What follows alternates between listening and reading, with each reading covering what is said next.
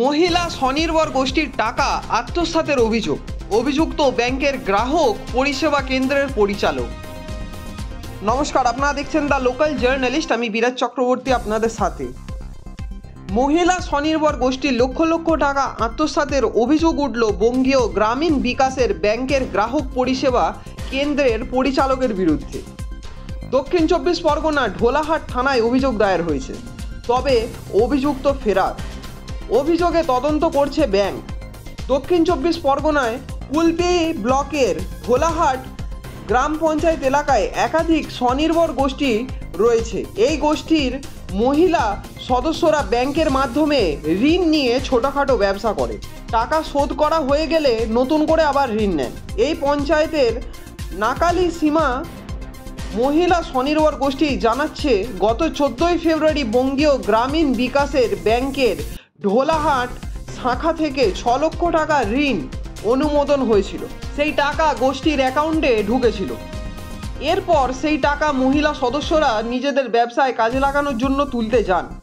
ব্যাংকের পক্ষ থেকে টাকাটি নাকালি গ্রামের গ্রাহক পরিষেবা কেন্দ্র থেকে তুলতে বলা হয়। এই পরিষেবা কেন্দ্রটি চালান জহর মান্না। অভিযোগ, 7 জন মহিলার টিপছাপ নিয়ে 3.5 লক্ষ টাকা আত্মসাৎ করেন জহর। টাকা চাইতে গেলে বারবার ঘোরানো হয়। এর মধ্যে পরিষেবা কেন্দ্রে বন্ধ করে অভিযুক্ত জহর মান্না পালিয়ে যায়। অসহায় মহিলারা জহরের বাড়িতে গেলে পরিবারের লোকজন অপমান করে বের করে দেয় তাদের।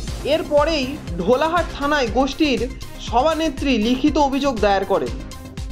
এই গোষ্ঠী ছাড়াও একাধিক গোষ্ঠীর 32 লক্ষ টাকা আত্মসাতের অভিযোগ উঠেছে জহর মান্নার বিরুদ্ধে।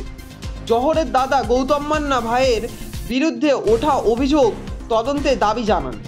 বঙ্গীয় গ্রামীণ বিকাশ ব্যাংকের ঢোলাহাট শাখার সহকারী ম্যানেজার সঞ্জয় ঘোড়াই ঘটনার কথা স্বীকার করে নিয়েছেন। তার বক্তব্য, লিখিত অভিযোগ পেয়েছি, তদন্ত শুরু হয়েছে। ব্যাংকে এই দুর্নীতির সঙ্গে কোনোভাবেই জড়িত নয়।